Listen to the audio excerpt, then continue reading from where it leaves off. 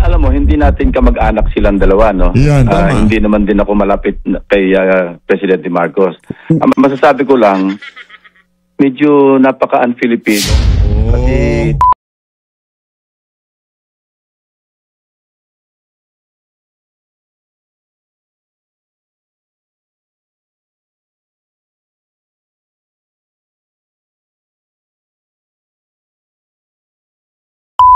Ping, alam mo ano yung napaka-un-Filipino?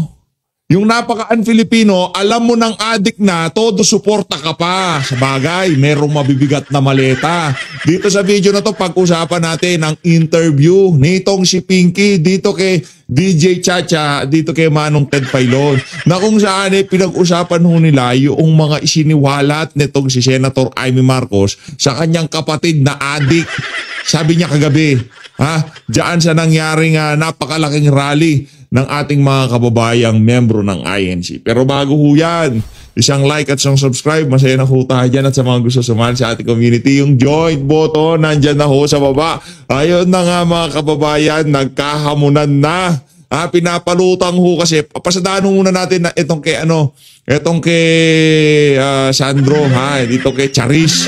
Binanatan ho kasi niya ang kanyang tita kaugnay doon sa kanyang mga siniwalat kagabi dyan sa nangyaring rally. Mamaya ho natin babanatan niya si Pinky kasi ano daw ho, napaka-un-Pilipino na kasi dapat pamilya hindi lumalabas sa bahay ang mga ganyang klaseng problema.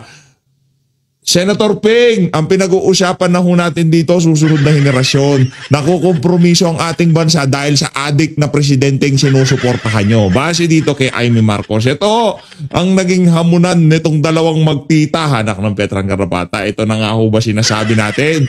Pinapalutang ho yung issue na kesyo hindi naman daw kapatid nitong si Bangag, itong si Manang Amy. Ito, isa lamang ang solusyon. Hinamon ni Sen. Amy Marcos ang pamilya ng kanyang kapatid na si President Bongbong Marcos na magpa-hair follicle test para malaman kung totoong positibo sila sa illegal na droga. Anak ng tokwa. Pabitindi ho ito mga kababayan.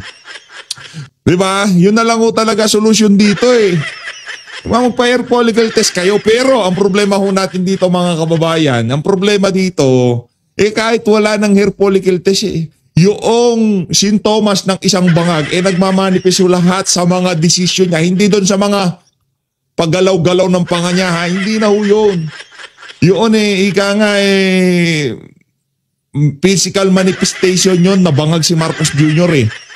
Ito mga kababayan, yung trabaho niya bilang presidente, yun ho ang nagkukwento sa atin kung gaano kabangag itong si Marcos Jr. Ito, tugon ito ni Sen. Marcos sa pahayag ng kanyang pamangkin na si House Majority Leader Rep. Sandro Marcos na hindi umano asal ng isang tunay na kapatid ang ginawa ni Sen. Marcos na pagpaparatang sa kanila. Anak ng tokwa. Wala nang mas titindi pa doon sa mga binitawan nito si Senator Amy. Ang dami hong naluha kagabi. Mantakin nyo ba naman sabihin na, Marcos, umuwi na tayo. Ading, umuwi na tayo. Di ba? Para matapos na. Kasi kung gusto lang nitong si Amy Marcos, siraan ng kanyang kapatid, napakatagal niya na hong ginawa yan. Kaso matinding pagtitimpi ang ginawa nitong si Mangga bago niya ilinabas ang kanyang nalalaman. Anak ng tokwa, Sandro, 3 taon Charis, makinig ka, 3 taon na nagtimpi ang tita mo sa kaadikan ng kapatid niya. Yan ang sabi niya kagabi. 3 taon siyang nagtimpi, kinimkim niya ang kanyang nalalaman kahit nakikita niyang puro palsipikado ang ginagawa ng iyong amang adik. Base dito kay Senator Amy. Kayo ba naman ho mga kababayan, nagkamatayan ng mga Pilipino, ninakaw na ang kaban ng sambayanan dahil sa adikan ng ama mo, base dito kay Senator Amy. Di ba gawain ho yan ng mga bangag? Hindi pa ho ba sapat yung 3 taong pagtitimpi, anak ng Petrang Garapata, binaboy ng pamilya nyo, Sandro Marcos, ang bansang Pilipinas? Ikaw Ping, mamaya tayo mag-usap. Dito muna ako kay Sandro. Pagkatapos ko si Sandro, pupunta ako sa'yo, huwag kang mag-alala. Relax ka lang dyan. Di ba? Yung 3 taon na pagtitimpi, napakahabang panahon na hunon mga kababayan. Kaya wag mong sabihin hindi asal ng isang kapatid. Lahat ika nga napupuno ang salop. Sambayan ng Pilipino, first year pa lang ng ama mong adik, base dito kay Aimee, punong-puno na kami sa kanya. Yung mga hindi napupuno, yung mga Talyanista Tenseimada kasi puno ang mga pitaka. Puno ang mga bulsa ng pera, galing doon sa mga maleta. Kaya sila tahimik, di sila napuno. Pero yung mga Pilipinong may tunay na pagmamahal dito sa bansa na to, first year pa lang ni Bangag, punong-puno na kami sa mga kabangagan na ginagawa ng ama mo. Tuloy natin. Bilang kapatid, magpapa-DNA test naman daw si Sen Marcos para patunayan na totoo niya ang kapatid si Pres Marcos. Nako, yari ka dyan. Kakasaka ba, Sandra, Charis? Kakasaka ba sa hamon ng iyong tita? Magpapa-DNA test siya, magpapa-hair follicle test kayo. Hindi dyan sa hindi dyan sa St. Luke, sa anak ng Tokwa. Baka magiba na yung helipad noon. Maya't maya merong bumabagsak na eroplano daw doon pagka merong sobrang taas ng lipad ng mga nag-high sa Malacanang, doon daw dinideliver, ika nga para pababain ng tama. Huwag tayo doon sa kung gusto nyo talaga, pero tayo wala na eh. Yung pagtatrabaho nitong si Bangag, yun talaga ang nagsasabi na addict siya. Hindi yung physical manifestation, yung sobrang dry ng balat, nagdudugo yung gilagid, merong pulburon yung ilalim ng ilo, o merong white powder substance yung ilalim. Huwag na yun. Tapos na yun, hayaan na natin. Ika nga, punasan mo lang ng panyo yun, mag-moisturizer ka lang, magmumug ka lang, mawawala yung mga yun eh. Diba? Wala na, hindi na siya mukhang addict. Tapos na usapan. Pero yung trabaho mo, na kung saan nagpa-insert ka ng 1 bilyon, nagkamatayan ng mga Pilipino dahil sa baha, nasiraan ng mga kagamitan sa bahay, nalubog sa baha, yung trabaho na yun trabaho ng isang addict. Diba?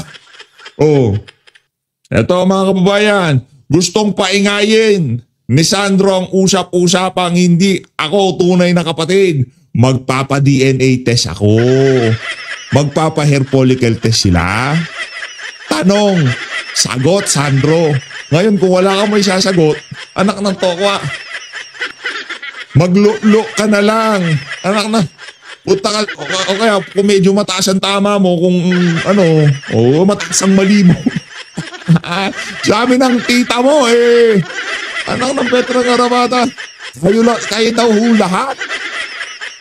O kung hindi mo alam mga sinasabi mo dyan sa tita mo na yan, alam niya sikreto ng ama mo. Alam mo, Sandro, kung anong klaseng ama meron ka. Wala perfecto. Lahat tayo merong kamalian sa buhay. Ika nga, pag dumating yung punto na nagkamali tayo, inikot natin. Diba? Lahat tayo nagkakamali. Lahat tayo. Pagka pinagsisiyan mo yung pagkakamali mo, ika nga, doon yun eh. Pero ito, paulit-ulit. Magpaparehab na ako, nagpaparehab na ako, naayos ko na, maya-maya almusal mo, marijuana, anak ng Petrang Garapata. Iba usapan yun. Di ba, Sandro? Dito na ho tayo kay Congressman Mike. Kong, anong balita? Game. Kasi nung una, ang talaga naman ako natin na pananalita mula kay Sergeant Gutesa, ang delivery ng pera ay kay Speaker Martin Romualdez. So nung nag-uusap kami, sabi ko, baka hindi dapat na ganyan kagad yung issue. Tama lang naman na yung issue is the corruption issue, na itong nangyari, kailangan talaga magkaroon ng hustisya, kailangan maparusahan kung sino yung nagkurakot, ma-file ng kaso. Pero nitong huli, nung nakita ko na si Saldico at kino-confirm na niya, tugma talaga yung usapan na si Presidente, si Pangulong Bongbong Marcos, hindi lang kasama, mukhang siya talaga yung, kasi di ba yung sinasabi ng iba, bakit na kailangan gawin sa unprogram funds, di ba? Alam mo naman yan pagka ikaw nag-approve ng budget, may kanya-kanyang funds sa district. Ngayon ang ginagawa nila, pag natapos na yung GAB, yung NEP, pag na-approve na nila, doon nila iangat yung sa small committee, doon na sa bicameral conference, doon nila isisingit. At ito, nakapasok to sa unprogram funds. Dahil at that time, if you recall, ang sabi ni Saldico, ayaw namin tumaas ang budget ng infrastructure laban sa edukasyon. Kaya kung titingnan mo, nasa program siya. Sino nag-release niyan? Pangulo din. So, Nagme-make sense ho lahat yun. Nagme-make sense. Ayaw nilang palabasin na mas malakas ang infra kaysa sa ano. Kaya isinaksak lahat ho nila saan program appropriation. Ang kakapal talaga ng mukha. Ibang klase. Akin, talagang malinaw na itong sindikato, hindi ko nakasasabihin na ano talagang nilagay lang sa saldi ko for 3 years. Committee on Appropriations Chairman, nandiyan si Speaker Martin Romualdez, at syempre, ang Pangulo na siyang gumagawa ng budget. Tapos lumalabas sa based doon sa analysis ng mukhang sinusuppress si Gutesa, si Saldico, and then the family of the mga Totoo. Kasi di ba si Gutesa noon, nung una nga, akala ko talaga proteksyon. Later on, may mga messages na yung family na hindi makalabas, na hindi wala nga cellphone. Pagkatapos, at the proper time, ilalabas ko kung ano yung proof ko kung bakit sinasabi ko na talagang dinitain na si Gutesa. Number 1. Number 2, Ako, matindi ho yan ha. In proper time. Ha, ikinulong na daw ho itong si Master Sergeant Orly Gutesa. Ibang klase talaga itong mga tao na to. Galawang adik. itong pamilya naman ni Ostrada at saka nitong babae, pero ngayon okay na. Gusto ko lang ilinaw. In fact, nag-usap kami kanina ni Attorney Magno ng NBI and sabi niya kung meron kang alam, pagbigay mo alam sa akin. Dahil sabi nga niya, ayoko naman yung NBI masangkot sa ganyan. And nagpasalamat ako sa kanya. Sabi ko, sige, chichiking ko. And to date, hindi ko pa alam eksakto kung nasaan yung pamilya. Pero mukhang nandito na-recover na. Wala na sa custody nila. Yun kasi yun kasi mga NBI, pwede yung mga goons nitong mga adik na to, pwede silang magsuot ng ika nga, selyo ng NBI, selyo ng PNP, para mapakita yung legitimacy ng nila, operation, ika nga, di ba? Ako, yun, kumbaga, pa yun, medyo diskumpiyado tayo ng konti doon. Sa bagay, under ho kasi ng pamumuno ng isang adik yung NBI ngayon Lahat to kaya nilang gawin. Mantakin nyo, DOJ, restitution, pambihira, wala naman sa batas. Lahat ng gusto magsalita, ngayon mapapaisip, paano yun? Anong proseso? Basta ibigay na lang namin sa inyo pera namin, DOJ. Hindi naman din dapat ibigay. Alabo, di ba? Ngayon naman ang usapan dito, pagdating dito sa NBI, gaano katotoo? Yung ginulpi daw nila, pati asawa, my goodness. Pati asawa, gugulpihin, my goodness. Pangklase, Nakuha din yung video natin. Yung talakayan nitong si Sir Mike at itong si yung sa billionaire siya. Ibang klase, Talagang napaka-devil ng kaisipan ng mga adik talaga. Speech nyo kanina kasi para di ba nanawagan na meron daw usapan ngayon na parang hindi dapat mo na manawagan kasi parang seditious or something. There's something like an opinion from Remulla coming No. Sa lahat ng sa ating mga kasama sa administrasyon, yung Resignation Voluntary Act ni Presidente yan. Kung mahal niya yung bayan, itong nangyayaring kaguluhan, bagsak na ang ekonomiya. Bagsak na masyado yung ating bansa at magkakagulo-gulo pa. Hindi hinto ang tao, galit ang tao. Alam nyo, itong lahat na nangyari, minsan nawawala ng issue, biglang babagyo, babaha, ang daming apektado. Na talagang dapat ang Pangulo, kung mahal niya ang ating bansa, gawin na niya yung para maiayos yung kanyang ultimate sacrifice of resigning. Resignation. So hindi kaya takot na balikan kayo for sedition? Hindi ako natakot yan. Yan pa, hindi matatakot yan. Anak ng tao ka, sa lagay ng ating bansa na to, kahit ikulong mo yan, walang pakialam yan Di ba? Wala akong yan si Congressman Mike. Nakita natin prinsipyo niyan, panindigan yan. Tingnan nyo lahat ng mga congressman na ika nga noong panahon ng ABS talagang todo suporta sila kay Marcoleta. Diba? Isa ho yan Yan sila Boying Remulla, sila marami sila noon. Halos ng mga congressman ngayon na nandun noong 18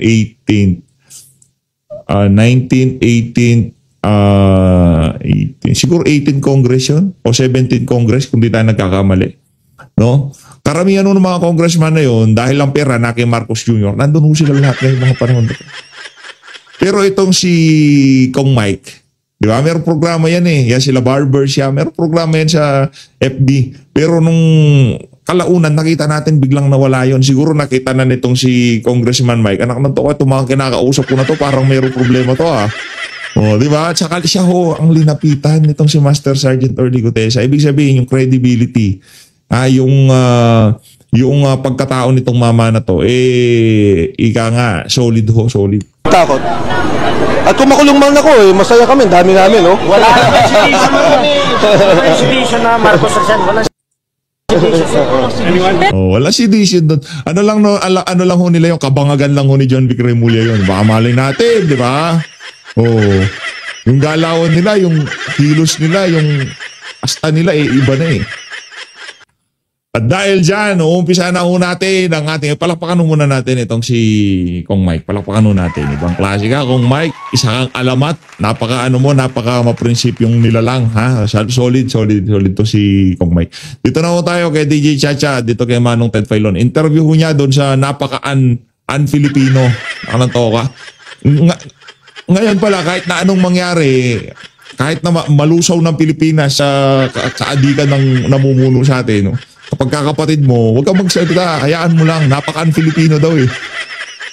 Alam mo yung napaka-un-Filipino, nabanggit ko na kanina, no? Uulitin ko lang, napaka-un-Filipino, yung dati kang PNP chief, inabol mo yung mga drogista, mga adik.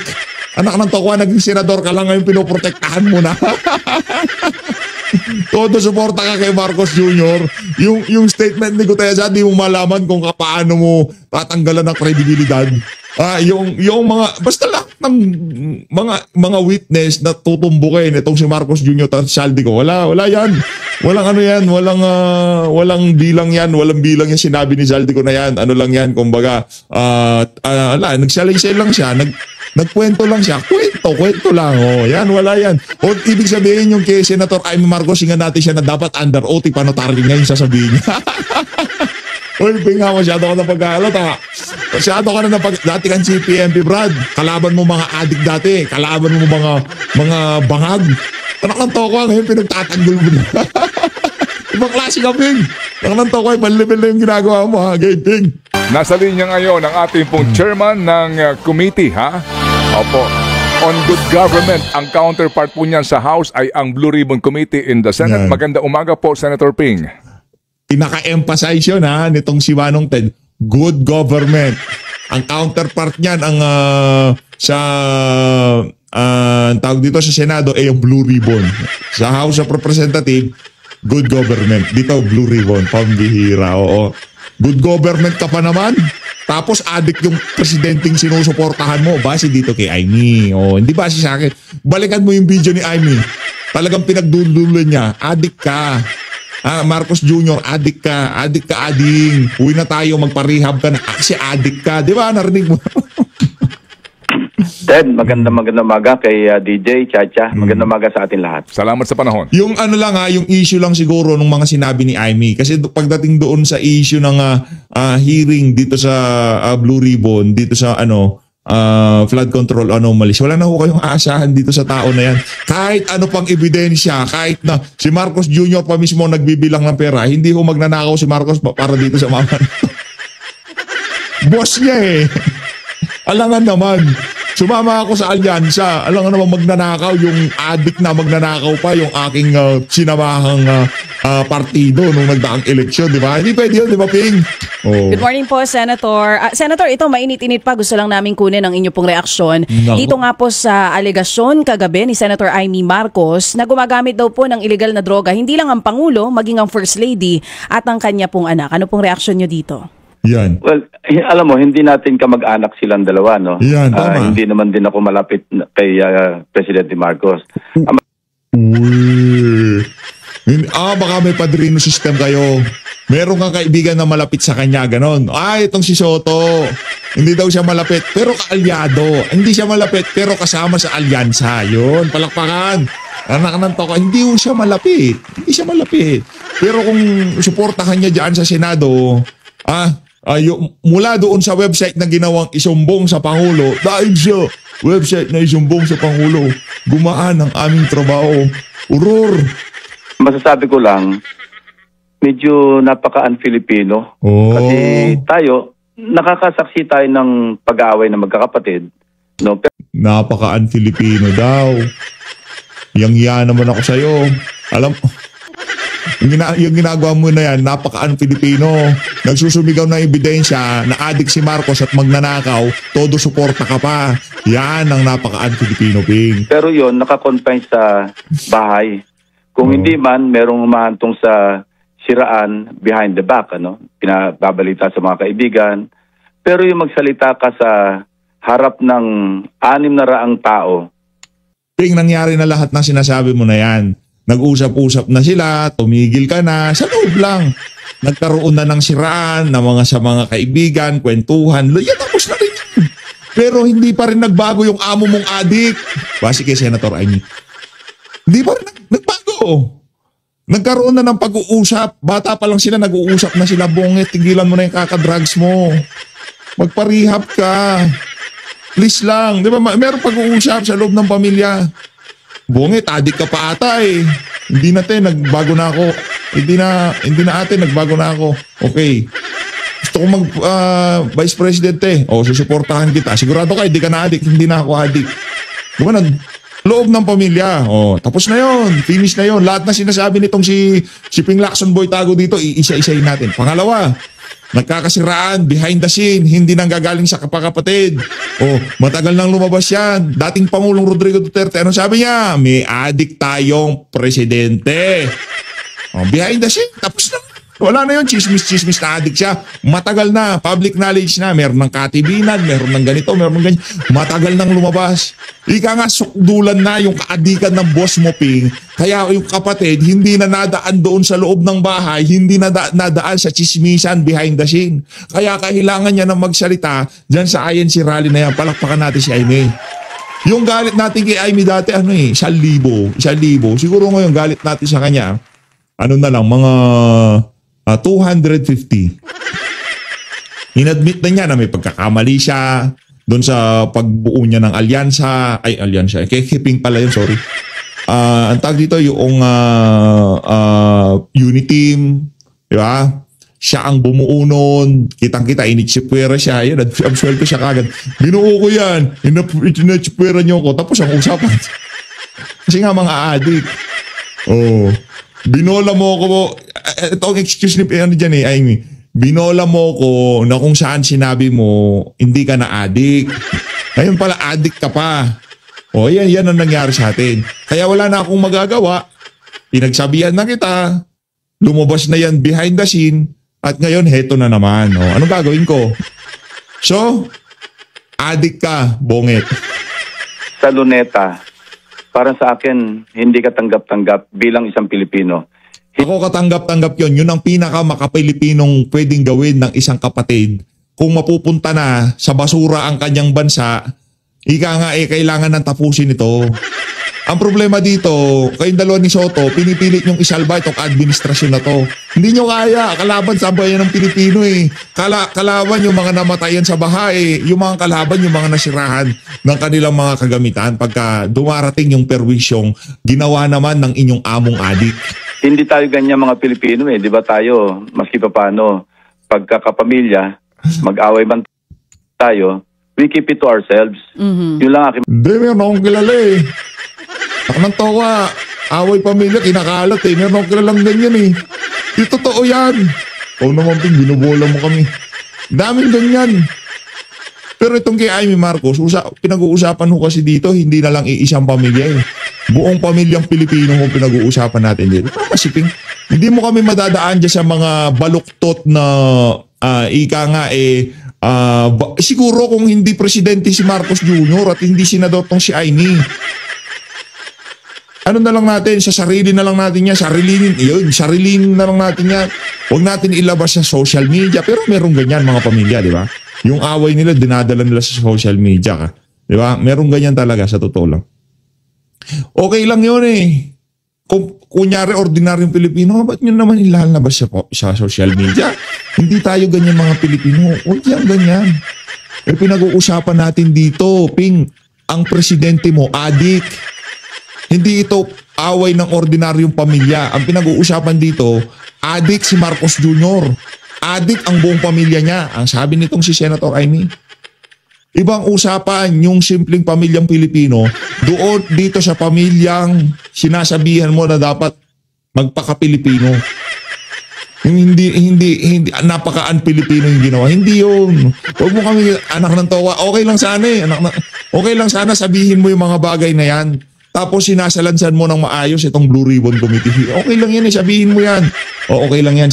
Siyempre mapapalampas ka namin yan. Anak ng towa, lahat ng kababuyan sa Blue Ribbon ginagawa mo. Noong pinanotaryo, anak ng towa, tinanggi nung nagnotaryo eh. So ano yan, nagsinungaling sa isa, pwede magsinungaling sa lahat. Yung credibility niya sa akin, questionable na yan. Pero yung yung testimonya niya, valid yun. Pero credibility niya. Nag-oath, nagnotaryo, questionable ang Diba? Yan si Ping, palakpakan natin. Yan ang napaka-maka-Pilipino, palakpakan natin. Sabi ko sa iyo, Ping masasabi. Senator Ping, sa karanasan niyo po sa politika, pag umaabot na sa ganitong punto, ano po sa tingin niyo ang possible motive nito? Politika. Wala namang iba eh. Natural. Kasi wala akong makita. Politika. Lahat ng nangyari ngayong mga panahon na to, politika ho lahat yan. Politika yan. Yung ginagawa ni Ping Lacson, politika yan. Yung kay Amy Marcos, merong politika pero marami yung pagmamahal.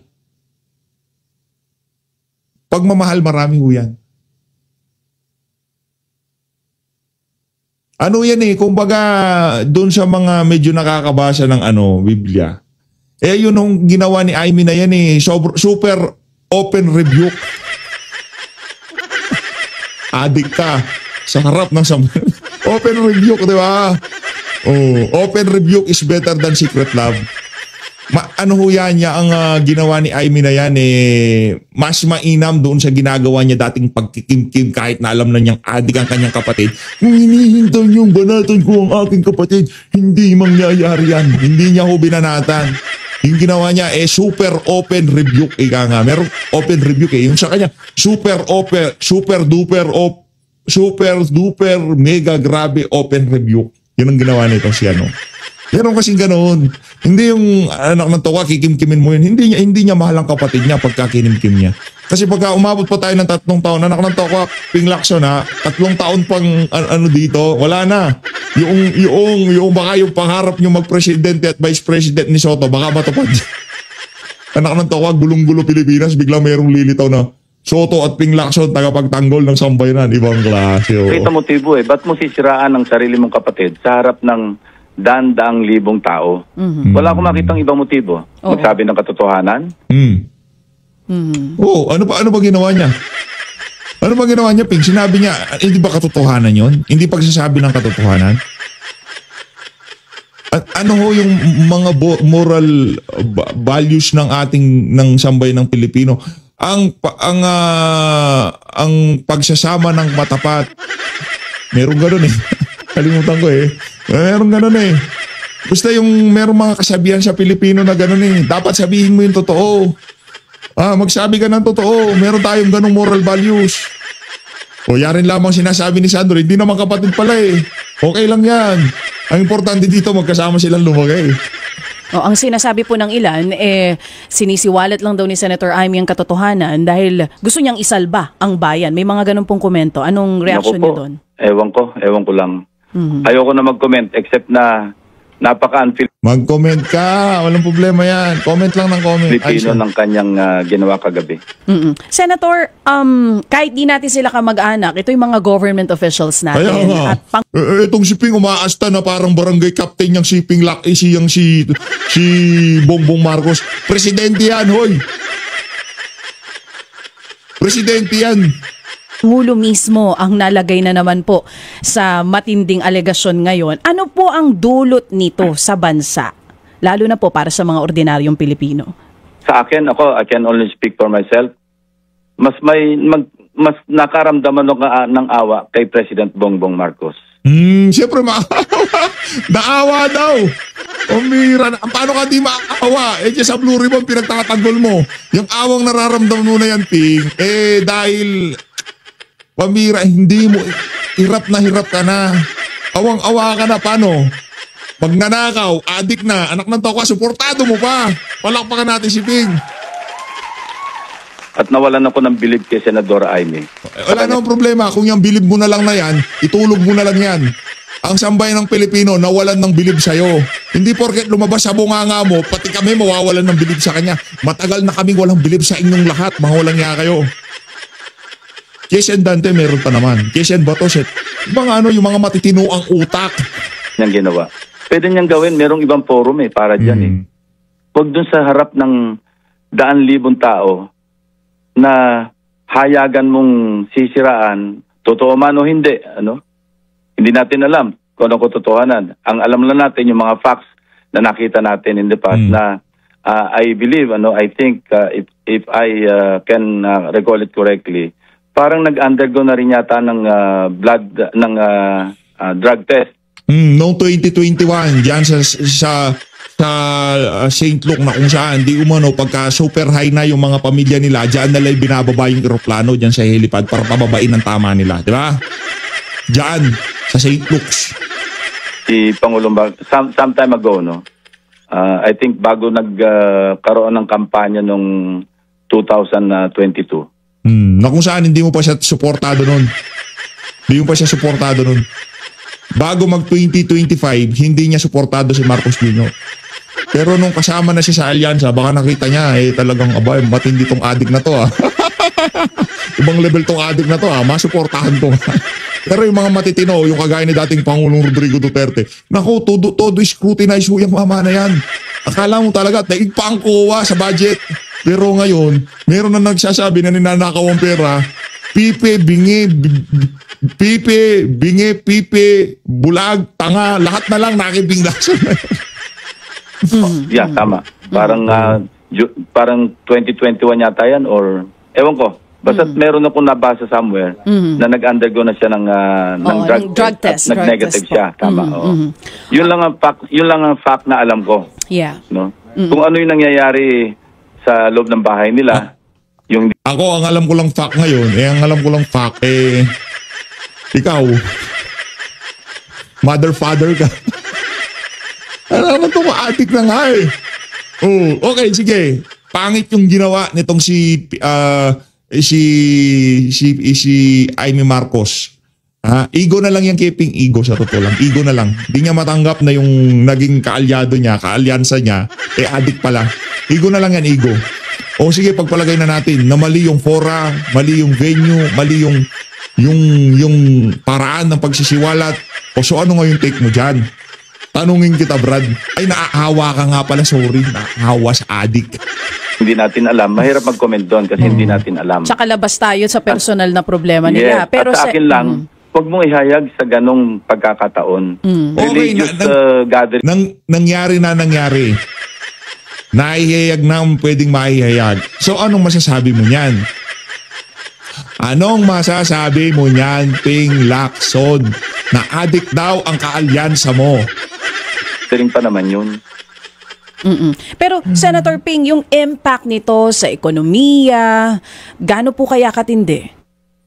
Sa akin, ang nakikita kong impact sa ekonomiya, itong lumalabas ng mga flood control projects ng mga ghost, mga substandard. Yung 2025 GAA o National... Sino pumirma? Yung adik. Ping, yung pumirma doon, yung adik na sinusuportahan mo. Budget na isa lang description ang masasabi ko, corrupt to the core national budget. Alam mo, sa tagal ko sa Senado... Raulo ka pala sino pumirma? Ay, naaawa ka nga pala, sorry. Ngayon lang nakakita ng ganyang kakorrupt na national budget. May mga nakita ko mga corruption noon, di ba? Nag-check nga ako, nagko-correct, nagde-delete, nagre-realign. Ngayon lang siya nagsalita. Nakapagsampa na ng petisyon sa Korte Suprema itong si Unga Bat Rodriguez. Ngayon pa lang siya nagsasalita. Ngayon pa lang niya sinasabing corrupt. Pero nung nangangampanya sila, walang corrupt. Walang corrupt noon. Nangangampanya sila, walang corrupt budget noon. Walang corrupt budget. Wala. Anak ng tawa, enjoy na enjoy sila noon Bawat rally nila, dami nilang pinamimigay di ba? Di ba walang corrupt noon? Panahon ng kampanya, di ba di kayo makapag-komento dyan sa GAA na yan? Di ba? Di ba, ano pa lang, mainit pa lang yung issue pero mainit na yung issue no December pa lang, January pa lang, nagsalita si Tatay Digong na mayroong problema itong budget na to. Pero di ka nagsasalita, okay lang. Nung nangangampanya naman kayo, enjoy na enjoy ka pa. Pero ngayon, pinaka-corrupt, pinaka-ganito, ganyan.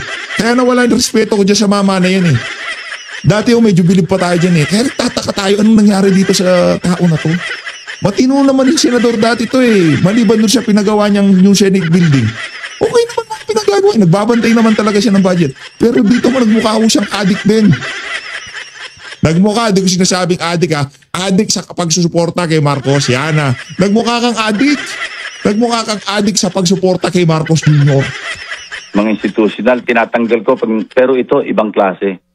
Alam mo, may nakita akong dokument. Nasaan ka noong 2024 December? Nasaan ka noong January 2025? Nasaan ka nung nagsasisigawan dyan sa House of Representatives, bakit ganito ang pagtalakay natin ng budget? Nasaan ka nung sinabi nilang napakaraming blanco sa BICAM? Nasaan ka? Ayun, nangangampanya ka at enjoy na enjoy kayo sa pamimigay ng ayuda. Hindi kayo, yung caravan nyo, yung grand rally nyo noong mga panahon na yon. Nasaan ka, Ping? Ano kami gago na ngayon sinasabi mo yan, mabibilib kami sa'yo? Ano kami mga siraulo? Hindi kami mga adik. Sa pagsuporta kay Tatay Digong, oo, adik tayo dyan. Yun ang pwedeng kaadigan. Yan ang sinasabi ko sa inyo mga kababayan. Kaadigan nyo na lang. Huwag kayong ma-addict sa anumang bagay. Ma-addict lang kayo dyan sa pagsuporta kay Tatay Digong. Nasa tamang landas kayo. O pero itong si Ping Lacson, addict kay Marcos Jr. eh. Word of the day, addict. Mento na yung tinatawag nilang allocable. Ito, NEP, ito pag-uusapan natin ha. Bukod pa yung sinasabi ni Saldico na sa BICAM. NEP. Kaya ko sinasabing corrupt to the core, corrupt to the max, every step of the way. NEP pa lang, no? Ilabas na muna natin yung legislators kasi talaga namang naging kalakaran. Sinong gumawa ng NEP? Naaawa ka nga pala, sorry. Maawain kasi yung si Ping. Maawain yan maawain. Sobrang maawain yan. Of late, na nagulat nga ako, meron palang tinatawag na leadership fund. Wala yan nung nandun kami sa Senate ni Tito Sen. Wala yan nung nagdaang administrasyon. Wala yan nung panahon ni Tatay Digong kasi hindi papahintulutan yan. Mabibito yan. O ba't meron gano'n? Sinong pumirma? Sinong gumawa? Ay, nga pala, naaawa ka nga pala. Sorry. Ngayon lang namin narinig yung allocable. Ang allocable, it's equivalent to pork barrel eh. Oo. Kasi magbibigay ng parang lump sum. Oo. Ang kaibahan lang sa pork barrel, yung lump sum kasi noong pork barrel, saka palang i-identify yung mga proyekto ng mga legislators pagka pasado na yung GAA. Itong allocable, ganun din. Alam mo, nakita ko mga figures, malulula ka. Magkano, At Senator? hindi lang, Oo. well, House leadership, we're talking here of the 2025 Budget. NEP. Not GAA, NEP. NEP. House leadership, 143.5 billion. Billion po. Yes. Tapos may nakita ko doon na hindi naman legislators. Ping, wag kang ganyan ha. Wag kang ganyan. Yung mga yan, pinang-ano yan eh. Yung mga leadership fund na yan. Kailangan yan nung nagdaang kampanya. Ano ka ba? Kung wala yan, di walang maraming nagpuntang tao ng mga rally-rally nyo. Baka sumbatan ka ng mga kasama mo dyan. Paano kayo mananalo kung wala yung leadership fund na yan? Diyan namin kinuha yung mga... Bukod pa dyan yung mga party list ha. May nakita ako mga hindi naman legislators nasa executive department. Merong isa doon na allocable 8.3 billion. Meron akong takit ng 3 opisyales, tigda 2 billion. Paano sila nahalo doon? I won't give specifics pero yan ang mga figures na nakita ko. Okay. You won't be specific. NEP, we're talking of the NEP. The first... the National Expenditure Program. Opo. No. First step, bago pa matransmit yung tinatawag na President's Budget. Hindi pa nga umaangat sa Kongreso, hindi pa na-transmit, naandun na yung mga insertions. Ito yung tinatawag, di ba tinanong namin ang tawag ni Secretary Bonoan? Meron pang isa, nakita ko. 3 batches, batch 1, batch 2, batch 3. Ang total, 25.5 billion. Isipin yun, labas ng Kongreso ito Pwede lang sabihin, ito yung NEP kasi nasa executive Pero anong kinalaman ng mga opisyal na yon? Para ang alam ko, pagka NEP, hahanguin mo yan sa mga RDC.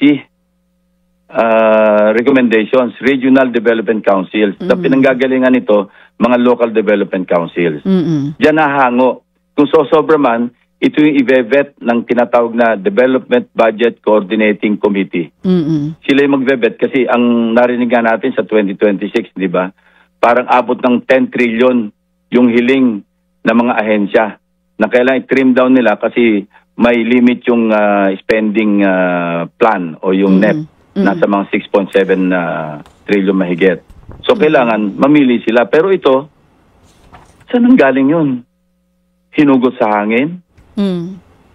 Senator, yung binabanggit nyo po, Kasi nga adik siya. Kasi nga adik ang presidente, kaya ang nangyayari ang mga yan. Ping naman, anak ng toko, alam ko naman matalino ka. Alam mo na adik ang presidente. Nagtataka ka bakit napakabasura ng 2025 budget? Kasi linagay lahat nila sa basura. Merong leadership fund? Anong katawa? Natural addict nga siya. Base kay Jaime Marcos. Diba? na leadership fund, allocable.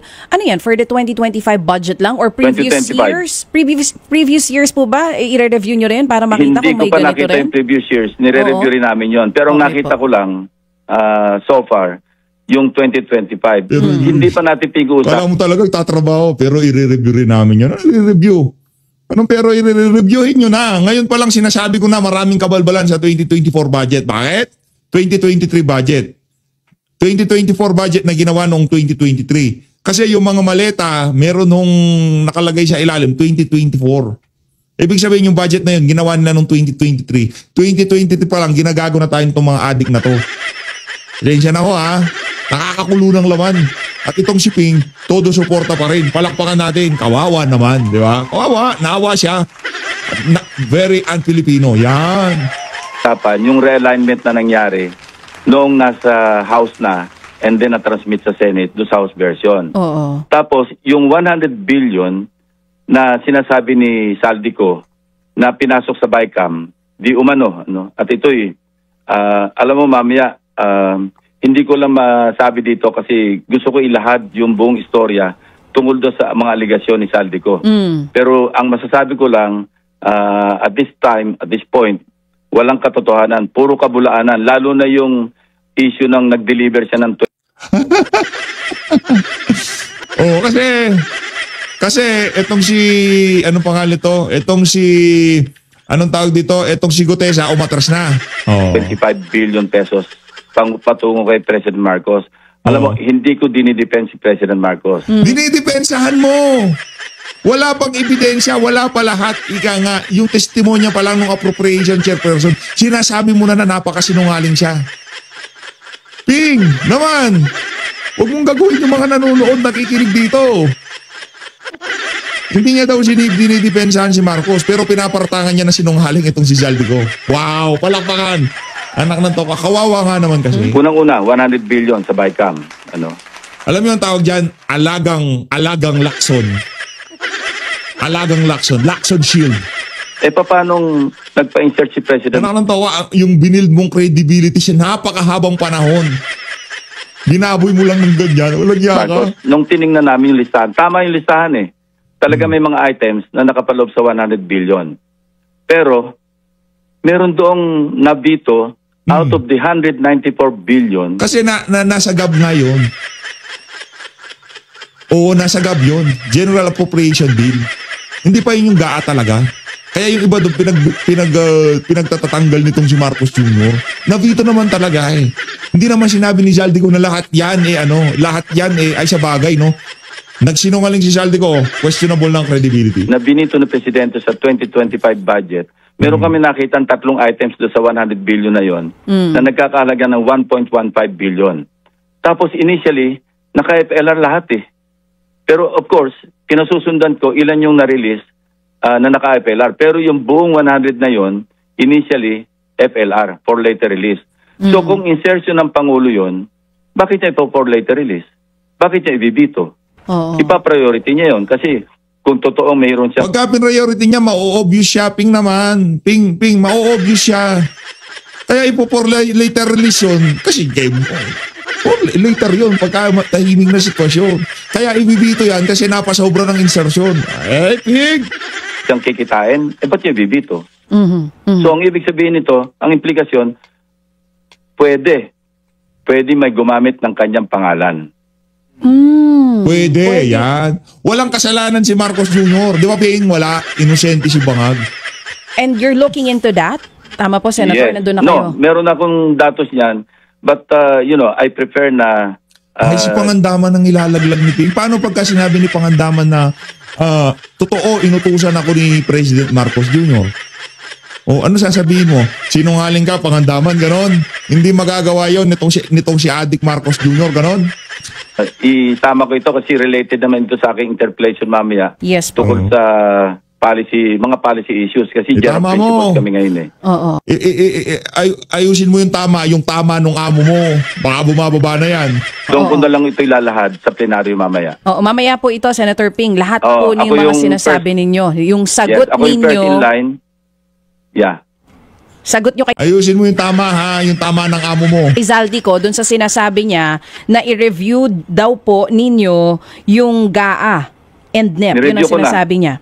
Na-review ko na nga eh. Kaya sasagutin Na-review na niya, inosente pa rin si Marcos Jr. mapahanggang sa ngayong mga panahon na to. ko. Pati yung mga circumstances behind yung sinasabi niyang nag-deliver siya.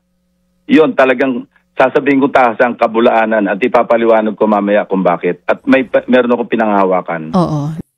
Yung kay Gutesa. Yung kay Gutesa, ilalabas na ni Ping Lacson yung pag-recant nitong si Master Sergeant Orly Gutesa. Sinungaling daw, hindi totoo yun. Diba? Hindi totoo yun. Sinungaling si Zaldico. Hindi nag-deliver kay Marcos Jr. Ibang klase. Ano kaya pinaamoy sa'yo ni Marcos Jr. Ping? Diba? Ano kaya pinakain niya sa'yo? Ingat ka sa mga pinapainom sa Malacanang, baka ginagayuman ka na yan, ha? Ebidensya. Anong oras po ito, Senator? Ako yung una nakasalang doon sa DBCC sa Nag-aala-anti-Claire na itong selfie.